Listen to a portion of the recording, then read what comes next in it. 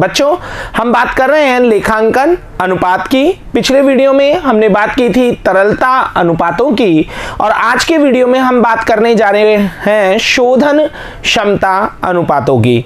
तो बात करते हैं शोधन क्षमता अनुपात। शोधन क्षमता अनुपात क्या है? किसी भी संस्था के ऋणों को दो प्रकार से देखा जाता है, अल्पकालीन ऋण और दीर्घकालीन ऋण। अल्पकालीन शोधन क्षमता जांच करने के लिए वित्तीय विवरण विश्लेषण की तकनीकों में अनुपात विश्लेषण के अंतर्गत मुख्यतः तरलता अनुपात निकाले जाते हैं, जिसमें आपने चालू अनुपात और तरल अनुपात निकालना सीखा है। आज हम बात करने जा रहे हैं दीर्घकालीन शोधन क्षमता की जांच के संबंध में। और दीर्घकालीन शोधन क्षमता जांच के लिए शोधन क्षमता अनुपातों की गणना की जाती है। तो बात करते हैं दीर्घकालीन ऋणदाता आवधिक ब्याज की प्राप्ति एवं ऋण की अवधि समाप्त होने पर मूलधन की वापसी दोनों में विशेष रुचि रखते हैं। इसका मतलब है कि दीर्घकालीन ऋणदाता यानी कि निगम को या किसी संस्थान को दीर्घ अवधि के लिए ऋण देने वाले व्यक्ति दो बातों का विशेष तौर पर ध्यान रखते हैं। पहली बात, उन्हें जो प्रतिफल प्रत्येक वर्ष प्राप्त होगा यानी ब्याज वो समय पर मिलता रहे, और दूसरी बात, जब ऋण की अवधि समाप्त हो यानी कि जब शोधन का समय आए तो टाइम पर उन्हें उनका मूलधन वापस मिल जाए, यानी उनका धन कंपनी के पास जितने समय के लिए उधार लिया जाए तब तक वो सुरक्षित रहे। इन दोनों बातों की निश्चितता वो चाहते हैं। तो यहां अगर बात की जाए तो शोधन क्षमता अनुपात की गणना दीर्घकालीन ऋणों को चुकाने की क्षमता की जांच करने के लिए की जाती है। तो वास्तव में शोधन क्षमता अनुपातों की गणना हम इसीलिए करते हैं ताकि संस्था दीर्घकालीन ऋणों को चुकाने में सक्षम है या नहीं इसकी जांच की जा सके। इसमें मुख्यतः निम्न अनुपात निकाले जाते हैं। अब शोधन क्षमता अनुपातों में कौन कौन से मुख्य अनुपात हैं? जैसे कि आप पहला अनुपात पढ़ेंगे ऋण समता अनुपात, जिसे कहा जाता है डेब्ट इक्विटी रेशो। दूसरा अनुपात है ऋण पर विनियोजित पूंजी अनुपात, जिसे कहते हैं डेब्ट टू कैपिटल एम्प्लॉयड रेशो। तीसरा अनुपात आप पढ़ेंगे स्वामित्व अनुपात, जिसे कहा जाता है प्रॉपराइटरी रेशो। कुल संपत्तियों पर ऋण अनुपात यानी टोटल असेट्स टू डेब्ट रेशो, और साथ ही साथ ब्याज व्याप्ति अनुपात इंटरेस्ट कवरेज रेशो। मुख्य तौर पर इन 5 अनुपातों का अध्ययन हम शोधन क्षमता अनुपातों के अंतर्गत करने वाले हैं। जैसे आपने तरलता अनुपातों में 2 अनुपात, चालू अनुपात और तरल अनुपात की गणना की, उसी तरीके से शोधन क्षमता की जांच करने के लिए 5 तरीके के अनुपात मुख्य तौर पर निकाले जाते हैं। पहले अनुपात की बात करना चाहेंगे ऋण समता अनुपात। जैसा कि नाम से ही स्पष्ट हो रहा है ऋण एवं समता, यहां पर ऋण से मतलब दीर्घकालीन ऋणों से है और समता से मतलब स्वामियों के कोषों से है। समता से मतलब यहां समता पूंजी नहीं है, समता से मतलब स्वामियों द्वारा लगाई गई पूंजी से है। यह अनुपात दीर्घकालीन ऋण और स्वामियों के कोषों के बीच संबंध को मापता है। यानी यह अनुपात इस बात की जांच करता है कि व्यापार में जो दीर्घकालीन कोष विनियोग किए गए हैं उसमें कितनी राशि स्वामियों के द्वारा लगाई गई है और कितनी राशि बाहरी संस्थाओं या बाहरी व्यक्तियों से ऋण लेकर विनियोजित की गई है। अर्थात यह दीर्घकालीन ऋण पूंजी व स्वामियों की पूंजी के अनुपात को व्यक्त करता है। ऋण समता अनुपात किन दो मदों के मध्य संबंध स्पष्ट करेगा? बाहरी ली गई दीर्घकालीन ऋण पूंजी और साथ ही साथ स्वामियों के कोष या स्वामियों की पूंजी। सुरक्षा की दृष्टि से अधिक स्वामियों की पूंजी तथा कम ऋण को अधिक अनुकूल माना जाता है। अगर केवल सुरक्षा को महत्व दिया जाए तो वास्तव में ऐसी संस्थाओं में पैसा ऋणदाताओं को उधार देना चाहिए जहां ऋण की तुलना में स्वामियों की पूंजी ज्यादा लगी हुई हो, क्योंकि कल को यदि कंपनी समापन में जाती है तो ऋण पत्रधारियों को या ऋणदाताओं को अपना भुगतान स्वामियों से पहले मिलता जाता है। तो सुरक्षा की दृष्टि से ऐसा माना गया है कि वे कंपनियां ज्यादा अच्छी है जहां स्वामियों की पूंजी ज्यादा हो और लिए गए ऋण कम हो। लेकिन यह बात प्रैक्टिकली अप्लाई नहीं होती है, क्योंकि बहुत सारे कॉन्सेप्ट हैं, ट्रेडिंग ऑन इक्विटी, समता पर व्यापार की नीति, अर्जन की नीति, तो उसके आधार पर यह बात अलग है, क्योंकि इसमें ऋणों की सुरक्षा अधिक होती है। यदि पूंजी ज्यादा होगी स्वामियों की और ऋण कम होंगे तो ऋणों को सुरक्षा प्रदान हो जाती है। यह अनुपात यदि 2:1 की मात्रा में भी हो तो भी सुरक्षित माना जाता है, यानी ऋण 2 और स्वामियों की पूंजी 1 हो तो भी यहां तक भी इसे सुरक्षित की कैटेगरी में, सुरक्षा की श्रेणी में ही रखा गया है। लेकिन विभिन्न प्रकार के उद्योग में यह अलग अलग हो सकती है। तरल अनुपात या फिर चालू अनुपात की तरह जो आदर्श मात्रा की बात हम कर रहे थे 2:1, वो सभी संस्थाओं पर अप्लाई होती है, लेकिन यहां पर ये 2:1 सभी संस्थाओं पर लागू हो ऐसा जरूरी नहीं है। उद्योग की प्रकृति के अनुसार हर उद्योग की अपनी अपनी ऋण क्षमता की उचित माप हो सकती है। गणना कैसे की जाती है? डेब्ट इक्विटी रेशो की सबसे इंपॉर्टेंट है, तो इसकी गणना का सूत्र है टोटल लॉन्ग टर्म डेब्ट अपॉन शेयर होल्डर फंड, यानी टोटल दीर्घकालीन ऋण आपको लेने हैं और साथ ही साथ नीचे लेना है आपको स्वामियों की पूंजी। तो सबसे पहले शेयर होल्डर फंड को कैसे निकाला जाएगा? शेयर होल्डर फंड में मुख्यतः इक्विटी शेयर कैपिटल को शामिल किया जाएगा, प्रेफरेंस शेयर कैपिटल को शामिल किया जाएगा, साथ ही साथ वो रिजर्व एंड सरप्लस को शामिल किया जाएगा एवं उस राशि को शामिल किया जाएगा जो कि शेयर वारंट के अगेंस्ट है, और साथ ही साथ ऐसी राशि को भी शामिल किया जाएगा जिसकी आवेदन राशि तो प्राप्त हो चुकी है लेकिन अभी बंटन होना बाकी है। तो फॉर्मूले के तौर पर अगर इसे देखा जाए तो equity share capital plus preference share capital plus reserve and surplus plus money received against share warrant और plus application money received but allotment due, यानी अलॉटमेंट होना अभी बाकी है। इन पांचों मदों को जोड़कर आप किसी भी निगम के स्वामियों की राशि, स्वामियों की पूंजी या शेयर होल्डर फंड की गणना कर सकते हैं। लेकिन किसी भी अनुपात की गणना के लिए 2 मुख्य मदें होती हैं।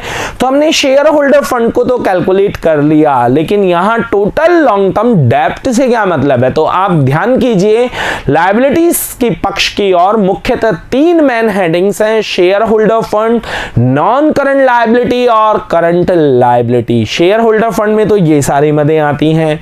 नॉन करंट लायबिलिटी वो लायबिलिटी होती हैं जिनको 12 माह के बाद भुगतान करना है और वो सभी कहलाती हैं टोटल लॉन्ग टर्म डेब्ट। तो जितनी भी नॉन करंट लायबिलिटी है यानी कि करंट लायबिलिटी को छोड़कर वे सभी टोटल लॉन्ग टर्म डेब्ट की कैटेगरी में आएंगी। शेयर होल्डर फंड को निकालने का दूसरा तरीका और है, यदि आप असेट्स की तरफ से निकालना चाहें तो आप नॉन करंट असेट्स को लेंगे। नॉन करंट असेट्स जैसे कि फिक्स्ड असेट्स है, इंटेंजिबल असेट्स है, उन्हें लेंगे और लेंगे वर्किंग कैपिटल को। वर्किंग कैपिटल क्या होती है? ये बहुत इंपॉर्टेंट चीज है, कार्यशील पूंजी। ये बहुत जगह प्रश्नों में आपसे पूछी जाएगी। चालू संपत्तियों एवं चालू दायित्वों के अंतर को ही वर्किंग कैपिटल कहते हैं, यानी current assets minus current liabilities को वर्किंग कैपिटल कहा जाता है। तो यदि आपको share holder fund asset side से निकालना हो तो एक तो आप नॉन करंट असेट्स को ले लेंगे और उसमें वर्किंग कैपिटल को जोड़ देंगे, यानी सीए माइनस सीएल करने के बाद जो राशि बच रही वो जोड़ देंगे और फिर किसको घटा देंगे? नॉन करंट लायबिलिटीज को लेस कर देंगे, तो वो आ जाएगा share holder fund. Share holder fund की गणना दोनों तरीके से की जा सकती है। लॉन्ग टर्म डेब्ट का अर्थ आपको बताया जा चुका है। नॉन करंट लायबिलिटी जो भी होती है वो सब नॉन करंट लायबिलिटी जो भी है वो सब लॉन्ग टर्म डेब्ट की कैटेगरी में आएंगी और working capital current assets minus current liabilities. अब बात करते हैं इस अनुपात का क्या महत्व है। तो यह अनुपात संस्था के दीर्घकालीन ऋणों को भुगतान करने की क्षमता को ज्ञात करने के लिए निकाला जाता है। यह अनुपात जितना कम होता है दीर्घकालीन ऋण लेनदारों की सुरक्षा उतनी अधिक होती है, क्योंकि अगर आप फॉर्मूला देखेंगे तो यह अनुपात बताता है लॉन्ग टर्म डेब्ट और शेयर होल्डर फंड में रिलेशन कि कितनी शेयर होल्डर फंड है और कितना लॉन्ग टर्म डेब्ट है। तो यदि शेयर होल्डर फंड ज्यादा होगा तब यह अनुपात नीचे आएगा। इसका मतलब संस्था में स्वामियों की पूंजी ज्यादा विनियोजित है लॉन्ग टर्म डेब्ट के कंपैरिजन में। तो यदि इस अनुपात की मात्रा कम आती है तो ये लेनदारों की दृष्टि से, दीर्घकालीन ऋणदाताओं की दृष्टि से अधिक सुरक्षित माना जाएगा। और यह अनुपात जितना अधिक होता है तो दीर्घकालीन ऋणों की दृष्टि से फर्म की जोखिमपूर्ण वित्तीय स्थिति का सूचक होता है। ऊंचा कब होगा यह अनुपात? ऊंचा तब होगा जब स्वामियों की पूंजी की तुलना में लॉन्ग टर्म डेप्ट ज्यादा होंगे। तो इसका मतलब स्वामियों की पूंजी कम लगी हुई है जबकि बाहर से ऋण लेकर ज्यादा लगाया हुआ है। तो ऐसी स्थिति में यह जोखिमपूर्ण है, क्योंकि कल को यदि कंपनी दिवालिया होती है तो स्वामियों का पैसा तो खैर डूबेगा, लेकिन वो तो कम राशि का डूबेगा और बाहरी लेनदारों को भी इसका नुकसान भुगतना पड़ेगा। लेकिन ऊंचा ऋण समता अनुपात समता अंशधारियों के अनुकूल होता है। लेकिन यदि अंशधारियों की दृष्टि से देखा जाए, समता अंशधारियों की दृष्टि से देखा जाए तो ऋण समता अनुपात यदि ऊंचा है तो वो समता अंशधारियों की दृष्टि से अधिक अनुकूल है। यदि ऋण पर दिया जाने वाला ब्याज दर से अर्जन दर से अधिक हो। ये कब समता अंशधारियों के लिए अनुकूल है? जब ऋण पर दिया जाने वाला ब्याज, यानी ऋण पत्रों से आप पैसा उधार लेते हैं और उन्हें जो ब्याज देते हैं वो उनके द्वारा ली गई उधार राशि को जिसको आपने विनियोजित किया है। आप इसको ऐसे समझें, कंपनी ने ऋण पत्रधारियों से 5 लाख रुपए उधार लिए और उनसे तय किया कि आपको 10% प्रतिवर्ष ब्याज दिया जाएगा, तो ऋण पत्रधारियों को आप 50,000 रुपए ब्याज देंगे। निगम ने इस 5 लाख रुपए की राशि को ऐसी जगह विनियोजित किया जहां प्रत्येक वर्ष 20% की आय होगी, तो ये 20% कंपनी की अर्जन दर है। तो ऋण पत्र समता अंशधारियों के लिए ऋण समता अनुपात का ऊंचा होना कब लाभदायक है?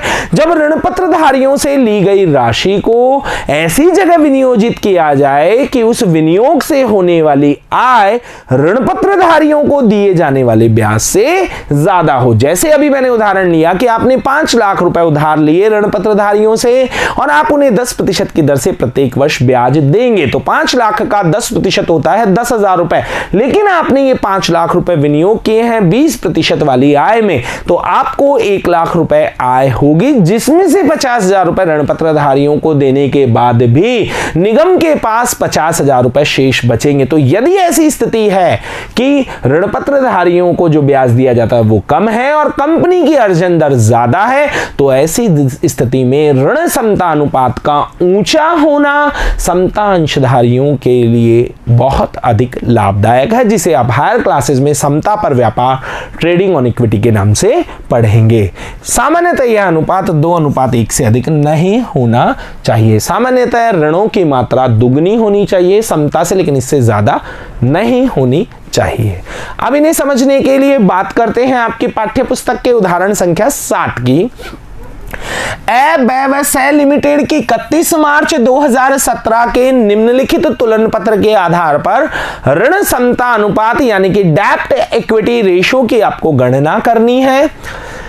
समता देयताएं में आपको अंशधारक निधि यानी शेयर होल्डर फंड में share capital 12 lakh, reserve and surplus दिया गया है 2 लाख और साथ ही साथ दिया गया है अंश अधिपत्रों के प्रति प्राप्त किया धन यानी money received against share warrant है 1 लाख, जो कि शेयर होल्डर फंड का हिस्सा होता है।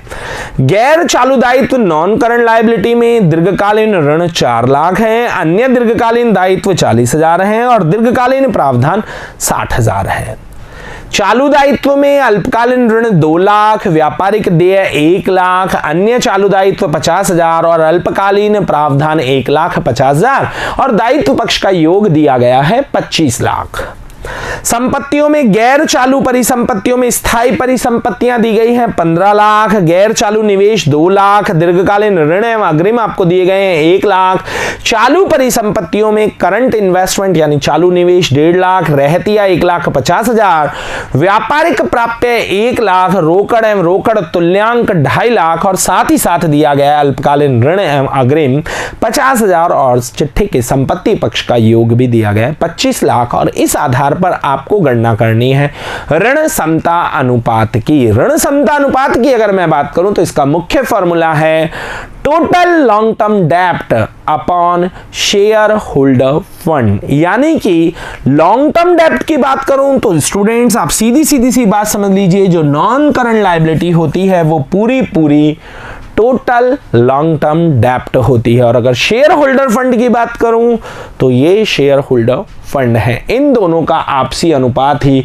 ऋण समता अनुपात है, क्योंकि ये समता मतलब स्वामियों का पैसा है और ये ऋण मतलब बाहरी पैसा है। इसमें हमने अल्पकालीन दायित्वों को शामिल नहीं किया, जबकि वो भी ऋण की ही कैटेगरी में आता है, लेकिन उनकी शोधन क्षमता की जांच के लिए हम तरलता अनुपातों की गणना करते हैं। अब आइए इन्हें प्रेजेंट किस तरह से करेंगे। तो सबसे पहले फॉर्मूला आप लिखेंगे, डेप्ट equity ratio is equal to long term dept upon share holder fund, यानी बाहर से जो पैसा आपने उधार लिया है, जो दीर्घकालीन अवधि का है, उसे ऊपर रखना है और स्वामियों द्वारा विनियोजित पूंजी को नीचे रखना है और फिर इनके अनुपात की गणना करनी है। तो सबसे पहले हम बात करना चाहेंगे शेयर होल्डर फंड को किस तरह से निकालेंगे या लॉन्ग टर्म डेप्ट को किस तरह से निकालेंगे। तो लॉन्ग टर्म डेप्ट में आपको इन चारों को लेना, तीनों चीजों को लेना है जो आपको दी गई है। दीर्घकालीन ऋण लॉन्ग टर्म लोन है, अन्य दीर्घकालीन दायित्व अदर लॉन्ग टर्म लाइबिलिटीज दी गई हैं और दीर्घकालीन प्रावधान लॉन्ग टर्म प्रोविजन दिए गए हैं, जिनके अमाउंट है 4,40,000 और 60,000। तो आइए सबसे पहले निकालते हैं लॉन्ग टर्म डेप्ट, जिसमें लॉन्ग टर्म बोरोविंग दी गई है 4 lakh plus long term liability 40,000 और प्रोविजन दिए गए हैं 60,000। यानी कि दीर्घकालीन ऋण डेप्ट की या जो राशि है, दीर्घकालीन लॉन्ग टर्म डेप्ट की जो राशि है वो कुल मिलाकर 5 लाख रुपए है। अब बात करते हैं शेयर होल्डर फंड की। शेयर होल्डर फंड को इक्विटी भी कहा जाता है, शेयर होल्डर फंड भी कहा जाता है। यहां इक्विटी से मतलब इक्विटी शेयर कैपिटल नहीं है, ये आपको बता दिया गया है। तो अगर मैं बात करूं share capital, reserve and surplus और money received against share warrant, जो कि तीनों आपको दिए गए हैं और कितने कितने दिए गए हैं। शेयर कैपिटल 12 लाख है, रिजर्व एंड सरप्लस 2 लाख है और शेयर वारंट के अगेंस्ट जो राशि मिली है वो 1 लाख है। तो आइए share capital 12 lakh plus reserve and surplus वो दिया गया है 2 लाख, साथ ही साथ मनी रिसीव्ड अगेंस्ट 1 लाख रुपए दिया गया है। तो आपका शेयर होल्डर फंड कह दीजिए चाहे इक्विटी कह दीजिए, ये होगा 15 लाख। लेकिन हमने बात की थी कि इसकी गणना दूसरे सूत्र से भी की जा सकती है। वो किस तरीके से, नॉन करंट असेट्स को आप लें, बिल्कुल असेट्स अप्रोच से भी हम कर सकते हैं। इन नॉन करंट असेट्स में आप वर्किंग कैपिटल को जोड़ें, यानी करंट असेट्स में से करंट लायबिलिटीज को घटा दें और फिर उसमें से नॉन करंट लायबिलिटी घटा दें। इस तरीके से भी हम इस 15 लाख की गणना कर सकते हैं। तो आइए वो भी मैं आपको समझाता हूं। Non current assets plus working capital minus non current liability. एक एक चीज की बात करते हैं। नॉन करंट असेट्स कितनी हैं, तो ये देखिए, ये जो संपत्तियां हैं 15 लाख, 2 लाख और 1 लाख, यानी 18 लाख रुपए की नॉन करंट असेट्स है। तो यहां पर non current assets 18 lakh plus अब आपको वर्किंग कैपिटल निकालनी होगी। वर्किंग कैपिटल के लिए करंट असेट्स में से करंट लायबिलिटीज को लेस करना होगा। तो ये जो 5 अमाउंट आपको दे रखे हैं ये सभी करंट असेट्स, इन्हें जोड़ लेते हैं। 1.5 लाख और 1.5 लाख 3 लाख और 1 4 लाख, 4 लाख 6 लाख और 1 7 लाख रुपए की आपकी क्या है, आपकी दी गई हैं आपको करंट असेट्स। तो 7 लाख रुपए करंट असेट्स लिखें।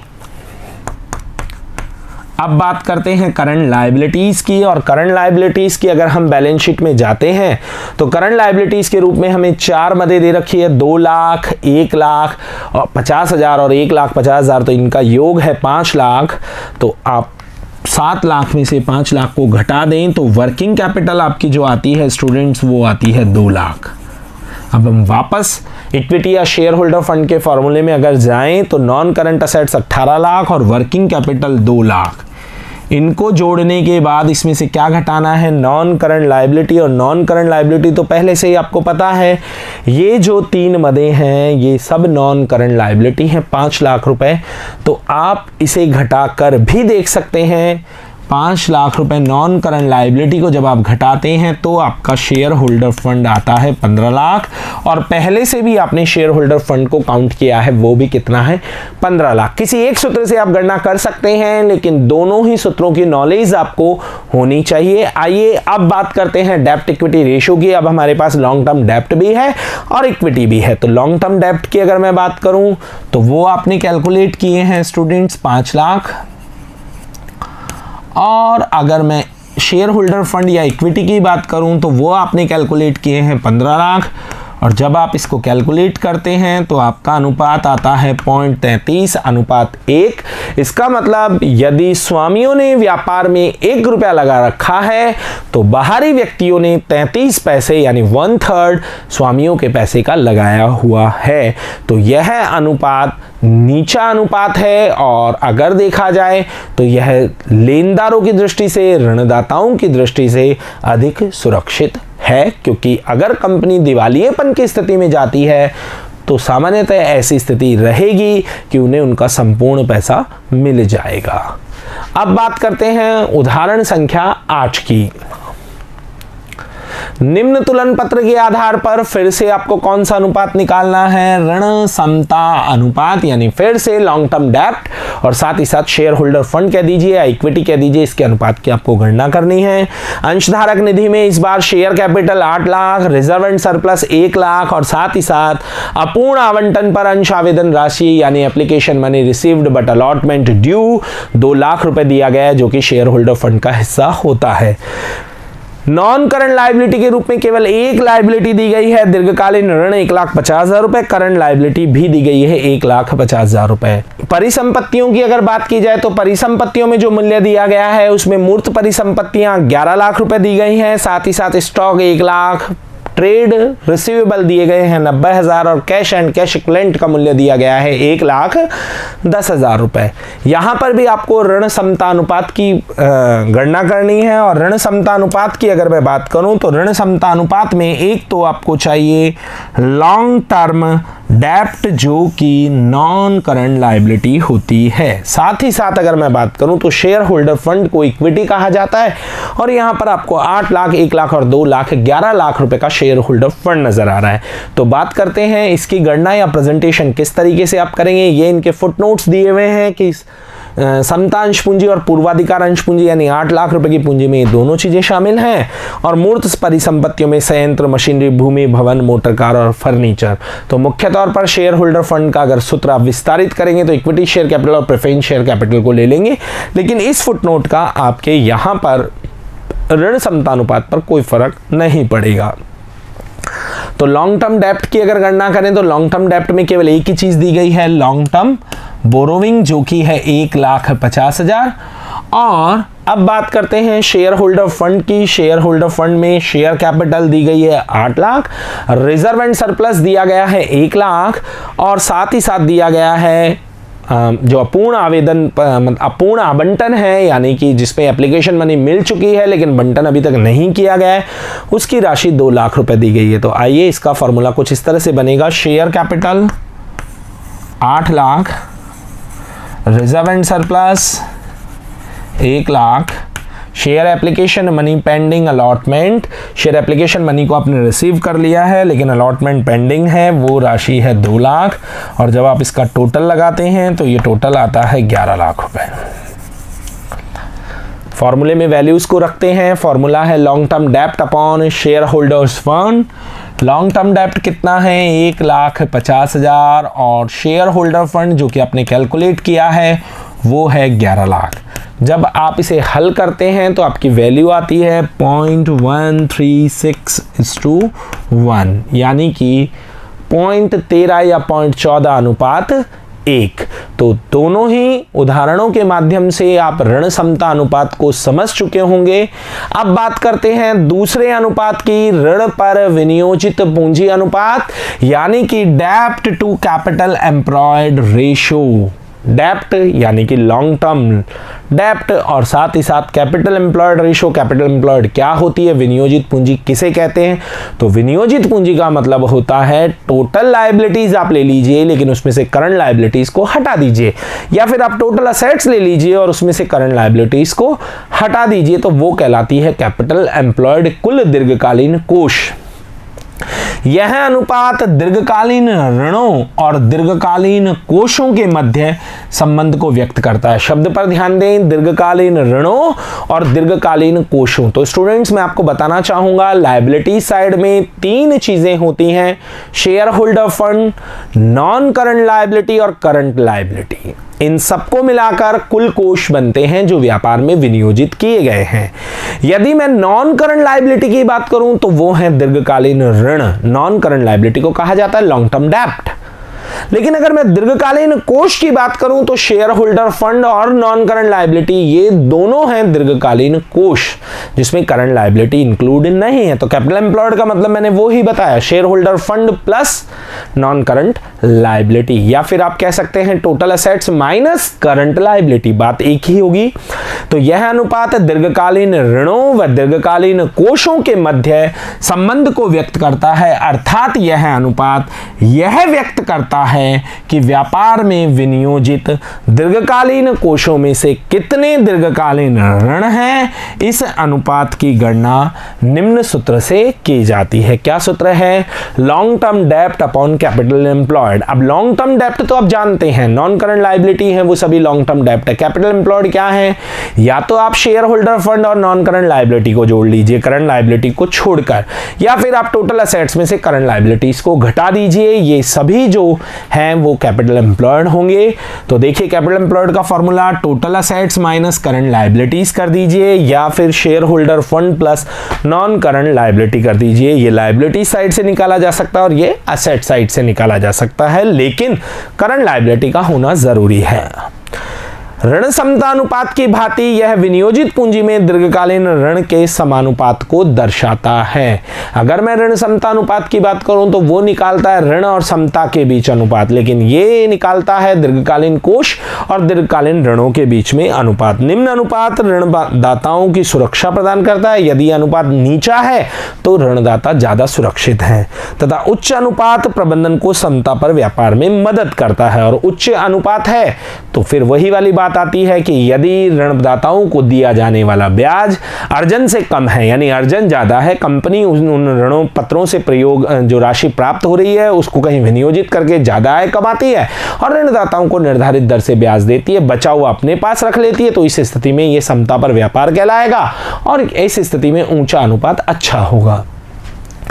नेक्स्ट अनुपात आता है स्वामित्व अनुपात, जिसे कहते हैं प्रॉपर्टी रेशो। ये किसकी बात करता है, यह अनुपात अंशधारियों के कोष एवं विनियोजित पूंजी अर्थात निवल संपत्तियों के मध्य संबंध को व्यक्त करता है, वही कैपिटल एम्प्लॉयड। इसकी गणना निम्न सूत्र से की जाती है, share holder fund upon capital employed. अगर आप गौर करेंगे तो ये अनुपात कैपिटल एम्प्लॉयड में लॉन्ग टर्म डेप्ट का हिस्सा बता रहा है और ये बता रहा है कैपिटल एम्प्लॉयड में शेयर होल्डर फंड का हिस्सा। और आपको पता होना चाहिए capital employed share holder fund और लॉन्ग टर्म डेप्ट से मिलकर ही तो बनती है।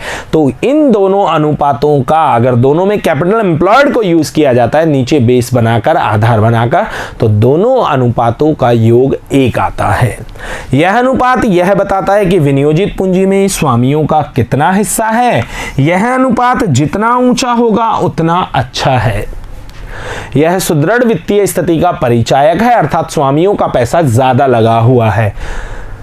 इस अनुपात का नीचा होना लेनदारों की जोखिम, अगर ये नीचा है तो इसका मतलब, अब ये नीचा है तो लेनदारों के लिए जोखिमपूर्ण क्यों होगा, क्योंकि अगर ये नीचा है तो इसका मतलब कुल विनियोजित जो राशि है उसमें स्वामियों का पैसा कम लगा हुआ है और ऋणदाताओं का पैसा ज्यादा लगा हुआ है। तो इस स्थिति में फिर ये ऋणदाताओं के लिए क्या होगा, जोखिमपूर्ण होगा।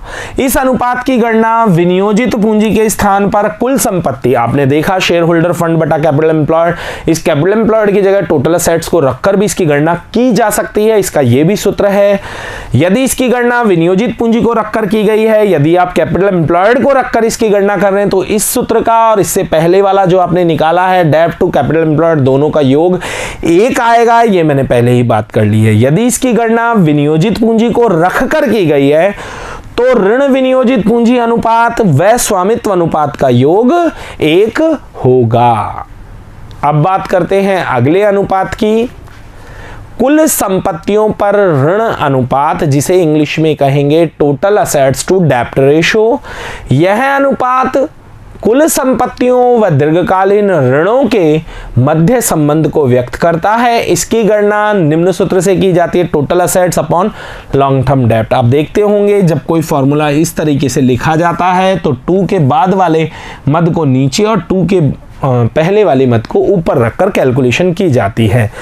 महत्व इस अनुपात की गणना से यह पता चलता है कि कितनी राशि संपत्तियों में ऋणों की विनियोग की गई है, यानी संपत्तियों में ऋणों का कितना भाग लगा हुआ है। यदि यह अनुपात ऊंचा है तो इसका आशय होगा कि संपत्तियों में स्वामित्व का हिस्सा अधिक है। यदि यह अनुपात ऊंचा आ रहा है यानी ज़्यादा आ रहा है, क्योंकि लॉन्ग टर्म डेब्ट का जब आप इसमें भाग देंगे और ये ज़्यादा आ रहा है तो इसका मतलब ये है कि स्वामियों का पैसा ज़्यादा लगा हुआ है, क्योंकि जब ये संख्या कम होगी और ये ज़्यादा होगी तभी तो ये अनुपात ऊंचा होगा। तो ये तो लॉन्ग टर्म डेब्ट है, इसका मतलब फिर स्वामियों का पैसा ज़्यादा लगा हुआ है। इससे दीर्घकालीन ऋण की सुरक्षा का पता लगता है। तो आपने 3 अनुपात और नए पढ़े, कौन कौन से, ऋण पर विनियोजित पूंजी अनुपात यानी डेब्ट टू कैपिटल एम्प्लॉयड रेशो, साथ ही साथ फिर बात की जा रही है स्वामित्व अनुपात यानी प्रोप्राइटरी रेशो, और फिर आपने पढ़ा है कुल संपत्तियों पर ऋण अनुपात यानी टोटल असेट्स टू डेब्ट रेशो। आइए अब इनकी प्रैक्टिस के लिए एक उदाहरण संख्या 9 इसकी बात करते हैं।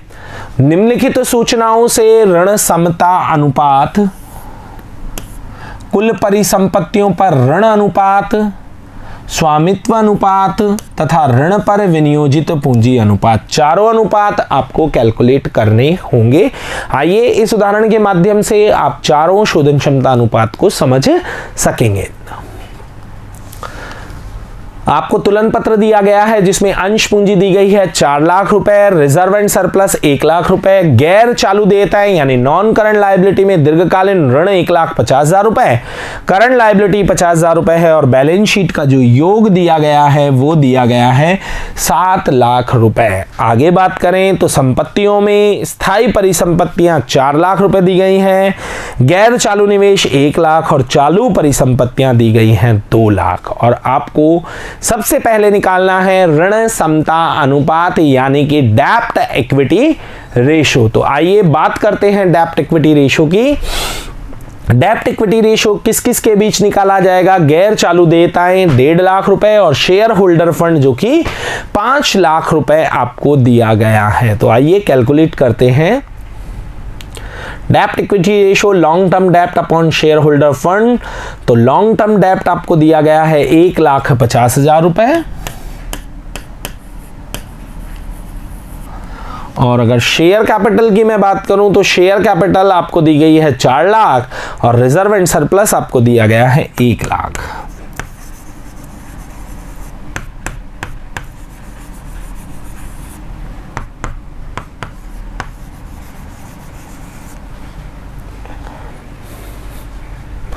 आइए अब इसे हल कर लेते हैं।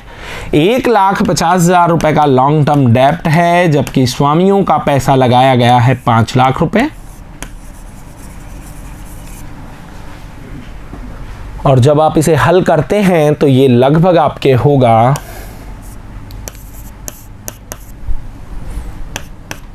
0.3:1, यानी कि यदि स्वामियों का 1 रुपया व्यापार में विनियोजित है तो सिर्फ बाहरी पैसा 30 पैसे ही लगा हुआ है, और ऋण समता अनुपात यदि नीचा है तो यह ऋणदाताओं के लिए सुरक्षा की दृष्टि से महत्वपूर्ण है। दूसरे अनुपात की बात करें तो दूसरा अनुपात आपको निकालना होगा यहां पर टोटल असेट्स टू डेब्ट रेशो। जैसा कि यहां पर बताया गया है कि आपको कुल संपत्तियों पर ऋण अनुपात निकालना है, यानी टोटल असेट्स टू डेब्ट रेशो। और टोटल असेट्स की अगर मैं बात करूं स्टूडेंट्स तो यहां गैर चालू परिसंपत्तियों में दे रखे हैं 4 लाख और 5 लाख, और चालू परिसंपत्तियां 2 लाख करके कुल परिसंपत्तियां 7 लाख रुपए दी गई है, और डेब्ट आपको दे रखे हैं 1.5 लाख रुपए। तो आइए इसका प्रेजेंटेशन किस तरीके से होगा।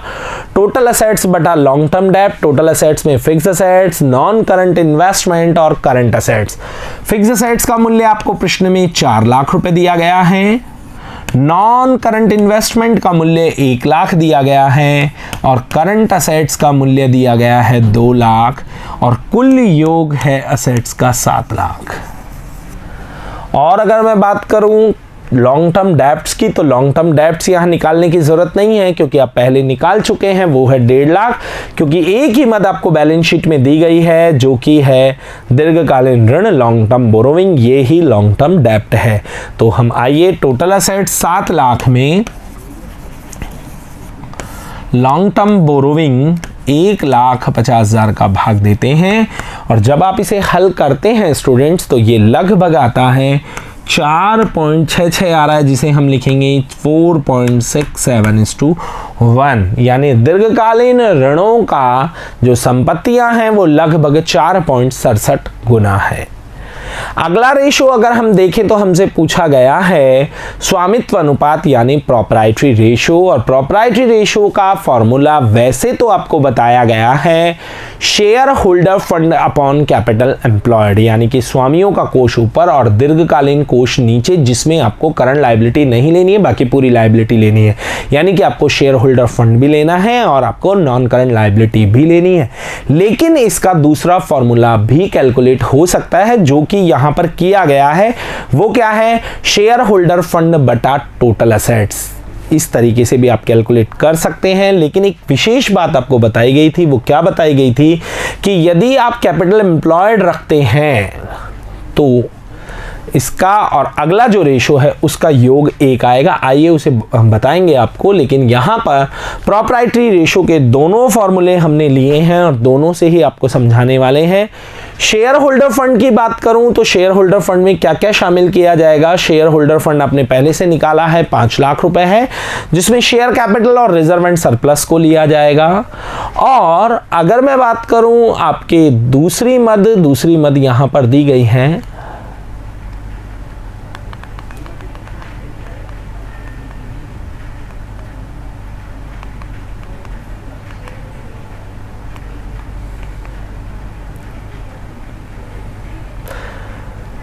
शेयर होल्डर फंड के बाद अब चाहिए आपको कैपिटल एम्प्लॉयड, और कैपिटल एम्प्लॉयड 2 तरीके से कैलकुलेट किया जा सकता है। या तो असेट्स में से आप करंट लायबिलिटीज को घटा दीजिए, यानी 7 लाख में से 50,000 हटा दीजिए तो कैपिटल एम्प्लॉयड आ जाती है 6,50,000, या फिर आप शेयर होल्डर फंड 5 लाख और लॉन्ग टर्म बोरोविंग या लॉन्ग टर्म डेब्ट जो है 1,50,000 उन्हें जोड़ लीजिए। तो आइए बात करते हैं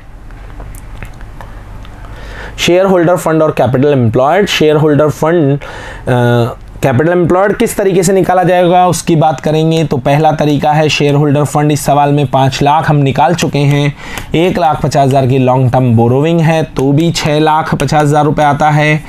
या फिर आप कह सकते हैं टोटल असेट 7 लाख में से करंट लायबिलिटीज 50,000 घटा दीजिए तो भी कैपिटल एम्प्लॉयड विनियोजित पूंजी 6,50,000 आता है। तो अब बात करते हैं इसके फर्स्ट फॉर्मूले की। 5 लाख शेयर होल्डर फंड जो हम पहले ही निकाल चुके हैं, कैपिटल एम्प्लॉयड जो हमने कैलकुलेट किया है 6,50,000, और जब आप इसे सॉल्व करते हैं तो ये आता है 0.77:1, यानी कि दीर्घकालीन कोषों में स्वामियों का पैसा लगभग 77%, अगर प्रतिशत में बोले तो, और अगर 1 रुपए के हिस्से के रूप में बोले तो 77 पैसे स्वामियों ने लगाए हुए हैं। शेयर होल्डर फंड्स की बात अगर की जाए दूसरे फॉर्मूले की, तो अब दूसरे फॉर्मूले में 5 लाख बटा नीचे टोटल असेट ये 7 लाख, और जब आप इसे कैलकुलेट करते हैं तो ये आता है 0.71:1। आपके पाठ्य पुस्तक में ये वाला किया गया है, लेकिन हमने दोनों से समझाया है क्योंकि 4th रेशो निकालने के बाद आपको समझ में आएगा कि इससे क्यों निकाला है। क्योंकि जो 3rd नंबर पर जो रेशो हमने निकाला है वो, और जो 4th नंबर पर जो रेशो हम निकालेंगे जिसका नाम है डेब्ट टू कैपिटल एम्प्लॉयड रेशो, इन दोनों का जो योग है वो 1 तभी आएगा जब दोनों में नीचे कैपिटल एम्प्लॉयड यूज किया है। बाकी वैसे अगर देखा जाए तो दोनों सॉल्यूशन सही हैं, दोनों सूत्र सही हैं, आप किसी एक का प्रयोग कर सकते हैं। चौथा रेशो अगर बात की जाए तो चौथा अनुपात है वो है ऋण पर विनियोजित पूंजी अनुपात, यानी लॉन्ग टर्म डेप्ट को ऊपर रखा जाएगा और कैपिटल एम्प्लॉयड को नीचे रखा जाएगा। तो आइए ये भी हमने सब कैलकुलेट किया हुआ है। लॉन्ग टर्म डेप्ट जो कि है 1,50,000 और कैपिटल एम्प्लॉयड जो कि है 6,50,000, और जब आप इसे हल करते हैं तो आपका उत्तर आता है 0.23:1। और आप देख सकते हैं आपने यहाँ पर प्रॉपर्टी रेशो फर्स्ट वाला जो फॉर्मूला है उससे उत्तर आता है 0.77 और 0.23 को जब आप जोड़ते हैं तो वो मिलकर 1 बन जाएगा। तो जब दोनों में बेस सेम यूज किया जाएगा कैपिटल एम्प्लॉयड, तो दोनों का योग जो होगा वो 1 होगा। उदाहरण संख्या 9 को पूरा करने के बाद अब बात करते हैं उदाहरण संख्या 10 की। उदाहरण संख्या 10, एक्स लिमिटेड का ऋण समता अनुपात 0.5:1 है। निम्न में से किससे ऋण इक्विटी अनुपात यानी ऋण समता अनुपात बढ़ेगा, घटेगा या नहीं बदलेगा, अर्थात कोई परिवर्तन नहीं होगा। आपको 5 व्यवहार दिए गए हैं, जैसा कि समता अंशों को जारी किया जाए, देनदारों से नकद प्राप्ति की जाए, माल का नकद विक्रय किया जाए, ऋण पत्रों का शोधन किया जाए या उधार माल पर क्रय किया जाए, यानी उधार पर माल क्रय किया जाए। इन 5 व्यवहारों को आपको इंडिविजुअल अलग अलग लेकर यह बताना है कि इस व्यवहार से ऋण समता अनुपात जो कि प्रश्न में दिया गया है 0.5:1, उस पर क्या प्रभाव पड़ेगा। ऐसे प्रश्नों को करने के लिए पहले भी आपको बताया गया है कि आपको एक काल्पनिक राशि माननी होगी जो कि आप कुछ भी मान सकते हैं। यहां पर दिया गया है ऋण समता अनुपात, और ऋण समता अनुपात का मतलब होता है टोटल लॉन्ग टर्म डेप्ट में शेयर होल्डर फंड का भाग दिया गया है, तो उत्तर आता है 0.5:1। इसका मतलब आप ऐसे अज्यूम कर लीजिए कि मान लीजिए बाहरी ऋणों का जो पैसा है वो 5 लाख रुपए है, जबकि शेयर होल्डर फंड जो है वो कितना है 10 लाख रुपए है, और जब आप इसका अनुपात निकालेंगे तो वो आना चाहिए 0.5:1। ऐसा बिल्कुल नहीं है कि आप 5 लाख या 10 लाख ही माने, आप कोई सी भी राशि को अज्यूम कर सकते हैं, लेकिन उन दोनों राशियों के बीच संबंध वही होना चाहिए जो प्रश्न में दिया गया है। जैसे कि मैं यहां पर ऋणों को 1 लाख तो स्वामियों के कोषों को यानी कि शेयर होल्डर फंड को 2 लाख रुपए मानूंगा, क्योंकि 1 लाख और 2 लाख में भी वो ही कनेक्शन है जो कि 5 लाख एवं 10 लाख में है। तो अगर इसके हल की बात करें तो अनुपात में परिवर्तन मूल अनुपात पर निर्भर करता है। पहले आपको मूल अनुपात की जानकारी होनी चाहिए। यदि यह माने कि बाहरी निधियों से मतलब लॉन्ग टर्म डेप्ट जो है वो 5 लाख रुपए है और आंतरिक निधियां मतलब शेयर होल्डर फंड जो है वो 10 लाख रुपए है, तो यह ऋण समता अनुपात 0.5:1 को दर्शाता है। अब हम ऋण समता अनुपात पर किए जाने वाले लेन देनों के प्रभाव का विश्लेषण करेंगे। ऐसा अजम्पशन, ऐसी कल्पना करने के बाद आपको एक एक व्यवहार को अप्लाई कर देखना है। तो पहला व्यवहार है समता अंशों का अतिरिक्त निर्गमन। इसका मतलब यदि आप और समता अंश जारी करें तो इससे जो ऋण समता अनुपात 0.5:1 दिया गया है उस पर क्या प्रभाव होगा। तो अगर बात करें तो जैसा कि आपने ऋणों को 5 लाख रुपए माना है और समता को यानी कि शेयर होल्डर फंड को 10 लाख रुपए माना है, तो मान लीजिए आप समतांश जारी करते हैं 1 लाख रुपए के, और अगर समतांशों की बात की जाए तो समतांश 1 लाख रुपए की जारी करने पर आपकी जो राशि होगी वो होगी 11 लाख रुपए, जबकि ऋणों पर कोई प्रभाव नहीं पड़ेगा। तो अब जो नया अनुपात निकाला जाएगा उसके क्या परिणाम होंगे वो बात करते हैं। मान लीजिए 1 लाख रुपए मूल्य के समतांश निर्गमित किए गए, यह आंतरिक निधि यानी शेयर होल्डर फंड को बढ़ाकर 11 लाख रुपए बना देगा। अब नया अनुपात 0.45:1 होगा, क्योंकि जब आप 5 लाख में 11 लाख का भाग देंगे तो ऋण समता अनुपात 0.45:1 प्राप्त होगा। इसका मतलब यदि नए समतांशों का निर्गमन किया जाए तो वो वर्तमान ऋण समता अनुपात में कमी कर देता है, उसको घटा देता है। सेकंड व्यवहार की अगर बात करें तो देनदारों से नकद प्राप्ति। देनदारों से नकद प्राप्ति करने पर व्यापार में रोकड़ यानी कैश में वृद्धि होगी और देनदारों की राशि में कमी होगी, लेकिन इससे ना तो आंतरिक निधि शेयर होल्डर फंड पे कोई प्रभाव पड़ेगा और ना ही ऋणों यानी डेप्ट पर कोई प्रभाव पड़ेगा। तो इस व्यवहार से ऋण समता अनुपात में कोई परिवर्तन नहीं होगा। देनदारों से प्राप्त की गई रोकड़ बाहरी एवं आंतरिक दोनों निधियों को अपरिवर्तित छोड़ देगा, यानी उनमें कोई परिवर्तन नहीं होगा। चूंकि यह केवल चालू परिसंपत्तियों को प्रभावित करेगा, जैसा आपको मैंने बताया कि रोकड़ बढ़ेगी और देनदार कम होंगे। इस तरह से ऋण समता अनुपात यथानुसार रहेगा, यानी उसमें कोई परिवर्तन नहीं होगा। तीसरा व्यवहार है माल का नकद विक्रय। यदि माल का नकद विक्रय किया जाए तो व्यापार में रोकड़ राशि में वृद्धि होगी और साथ ही साथ स्टॉक में कमी होगी। इससे भी ऋण समता अनुपात प्रभावित नहीं होगा, क्योंकि इससे भी केवल चालू संपत्ति ही प्रभावित हो रही है। माल का नकद विक्रय ऋण या समता को प्रभावित नहीं करता, इसलिए यह भी अनुपात में कोई परिवर्तन नहीं करेगा।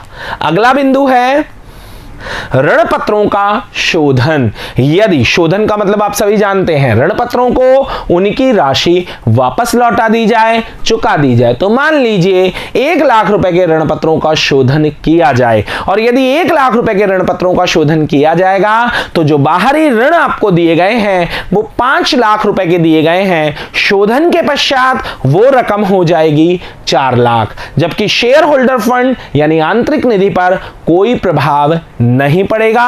तो अब ऋण समता अनुपात पर क्या प्रभाव होगा? मान लीजिए 1 लाख रुपए के ऋण पत्र शोधित किए जाते हैं, ये दीर्घकालीन ऋण को कितना कर देगा? 4 लाख रुपए कर देगा। अब नया अनुपात 4 लाख बटा 10 लाख करके 0.4 अनुपात 1 होगा। इस तरह ऋण पत्रों का शोधन ऋण क्षमता अनुपात को क्या कर देगा? घटा देगा, उसमें कमी ला देगा। अगला अनुपात अगर बात की जाए तो अगले जो बिंदु है वो है उधार पर माल का क्रय। यदि माल उधार क्रय किया जाए तो व्यापार में स्टॉक में वृद्धि होती है और साथ ही साथ लेनदारों में वृद्धि होती है। इसका मतलब चालू संपत्तियां बढ़ती हैं और चालू दायित्व बढ़ते हैं, लेकिन इसका ऋण और समता दोनों में ही कोई प्रभाव नहीं होगा, क्योंकि ना तो आंतरिक निधि शेयर होल्डर फंड में कोई चेंजेस होंगे और ना ही कोई डेप्ट में परिवर्तन होगा। तो ऋण समता अनुपात यथावत रहेगा, 0.5 अनुपात 1 ही रहेगा। उधार पर माल का क्रय ऋण या समता को प्रभावित नहीं करेगा, इसलिए यह अनुपात अपरिवर्तित ही रहेगा, क्योंकि इस व्यवहार से चालू संपत्ति और चालू दायित्व में तो परिवर्तन हो रहा है, लेकिन ऋण एवं समता में कोई परिवर्तन नहीं हो रहा है। उदाहरण 10 को समझ लेने के बाद अब हम शोधन क्षमता अनुपातों का अंतिम बिंदु शुरू कर रहे हैं, अंतिम अनुपात शुरू कर रहे हैं, ब्याज व्याप्ति अनुपात, इंटरेस्ट कवरेज रेशो। शुरुआत में जब आपको शोधन क्षमता अनुपातों को समझाया गया था तभी बता दिया गया था कि दीर्घकालीन ऋणदाता 2 बातों में विशेष रुचि रखते हैं: प्रत्येक वर्ष प्रतिफल के रूप में मिलने वाला ब्याज और अपने मूलधन की सुरक्षा। प्रत्येक वर्ष में मूलधन पर मिलने वाला जो ब्याज है वो इस अनुपात से ज्ञात किया जाता है कि संस्था की ब्याज चुकाने की क्षमता कैसी है। यह ब्याज के भुगतान हेतु उपलब्ध लाभ और देय ब्याज की राशि के बीच संबंध को दर्शाता है, यानी किसी निगम के 1 वर्ष के लाभ और ब्याज की राशि में क्या संबंध है। यानी इस अनुपात में यह देखा जाता है कि जो ब्याज है और जो लाभ है वो लाभ उस ब्याज का कितना गुना कंपनी कमाती है।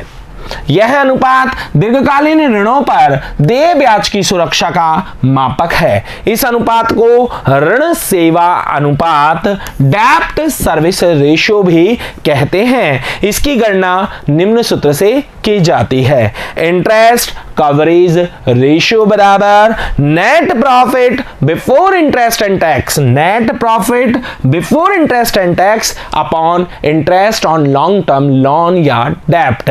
बिफोर इंटरेस्ट एंड टैक्स का मतलब ऐसा प्रॉफिट जिसमें से व्यापार के सभी खर्चे घटा दिए गए हैं, लेकिन दीर्घकालीन ऋणों पर ब्याज और कर नहीं घटाया गया है। Net profit before interest and tax upon interest on long term डेब्ट।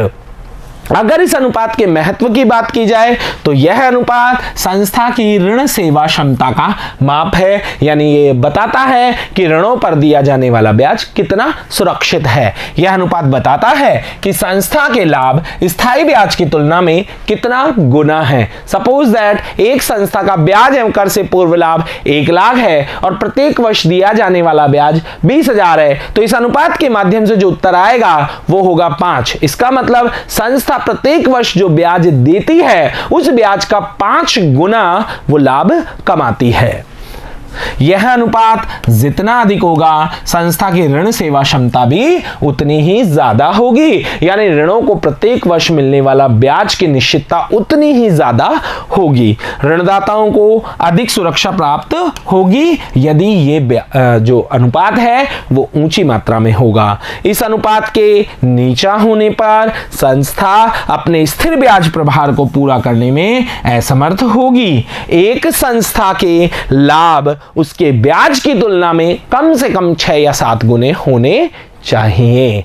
ब्याज व्याप्ति अनुपात को समझ लेने के बाद, इसके सूत्र के बारे में बात कर लेने के बाद, आपकी पाठ्य पुस्तक का उदाहरण संख्या 11 जो कि ब्याज व्याप्ति अनुपात से संबंधित है, निम्नलिखित विवरणों से ब्याज व्याप्ति संरक्षण अनुपात परिकलित कीजिए।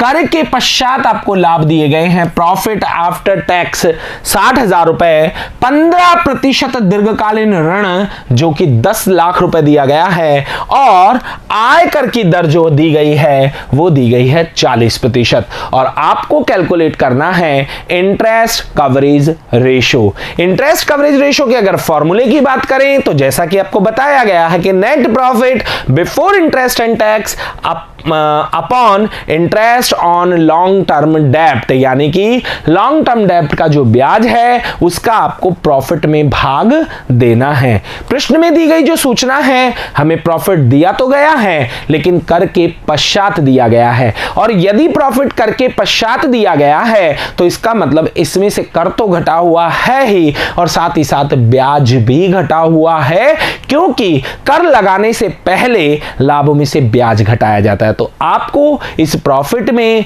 ब्याज भी जोड़ना होगा और कर भी जोड़ना होगा। किस तरह की कैलकुलेशन होगी उसके बारे में बात करते हैं। नेट प्रॉफिट आफ्टर टैक्स आपको क्वेश्चन में दिया गया है 60,000, टैक्स की रेट दी गई है 40%। इसे बिफोर टैक्स में कैसे बदला जाएगा, माना कर से पूर्व का लाभ जो है वो कर से पूर्व लाभ 100, अगर कर लगा दिया जाए कितना 40, तो जो कर के बाद लाभ बचेगा वो होगा 60%, यानी कि जो 60,000 रुपए लाभ दिया गया है वो दिया गया है कर के बाद, और कर के बाद जो लाभ बचता है वो कितने प्रतिशत के बराबर बचता है, 60% के बराबर। और आपको चाहिए कर से पूर्व का लाभ जो कि 100% के बराबर होगा। तो उसे किस तरीके से कैलकुलेट किया जाएगा, 60,000 गुणा 100/60। आपको फॉर्मूले के तौर पर हमने लिखा भी है 100 माइनस टैक्स रेट, यानी कभी भी यदि प्रॉफिट करके बाद दिया जाए और उसे बिफोर टैक्स बदलना हो तो 100 में से कर की दर घटाने के बाद जो राशि बचे उसका भाग आपको प्रॉफिट में देना होगा। तो यहां पर मैं 60 का भाग दे रहा हूं क्योंकि कर की दर कितनी दी गई है 40%। इसे बदलने के बाद आपका जो प्रॉफिट है वो आ जाता है 1 लाख रुपए। ये प्रॉफिट प्रॉफिट बिफोर टैक्स हो गया है। अब हमें इसमें क्या जोड़ना होगा, इंटरेस्ट जोड़ना होगा। Profit before interest and tax कैसे निकाला जाएगा, प्रॉफिट बिफोर टैक्स तो हमने 1 लाख निकाल लिया है। अगर मैं इंटरेस्ट की बात करूं तो आप सभी को 10 लाख के ऋण नजर आ रहे होंगे और 10 लाख पर ब्याज की दर कितनी दी गई है, 15%। इसका मतलब दिए जाने वाले ब्याज की राशि कितनी है, 1,50,000 रुपए। यानी कि आपको 1 लाख जो प्रॉफिट बिफोर टैक्स आपने मालूम किया है 1 लाख, इसमें इंटरेस्ट की राशि 1,50,000 रुपए जोड़नी होगी, जो कि हमने कैसे निकाली है, 10 लाख के ऋणों पर 15% ब्याज की दर दी गई है। तो profit before interest and tax होगा 2,50,000 और इंटरेस्ट की जो राशि होगी वो होगी 1,50,000। एक बार फिर से आपको बताना चाहूंगा कैसे निकाला। 10 लाख का जो ऋण है उस पर 15% की दर दी गई है। अब वैल्यूज आप फॉर्मूले में पुट अप कर दीजिए। Net profit before interest and tax अब होगा 2,50,000 और इंटरेस्ट जो कि है 1,50,000। जब आप इसको हल करते हैं तो ये आता है 1.67:1, यानी कि आपका लाभ आपके ब्याज से मात्र 1.67 गुना है। इसका मतलब यदि आप 1 रुपया ब्याज चुकाते हैं तो आपका लाभ 1.67 रुपए है ब्याज देने से पहले। विश्लेषण की दृष्टि से ऐसे देखा जाए तो अनुपात नीचे स्तर का है, संस्था को अपने लाभों में और वृद्धि करनी चाहिए। इसी के साथ शोधन क्षमता अनुपात पूरे होते हैं। अगले वीडियो में मिलेंगे क्रियाशीलता अनुपातों के साथ। तब तक के लिए धन्यवाद।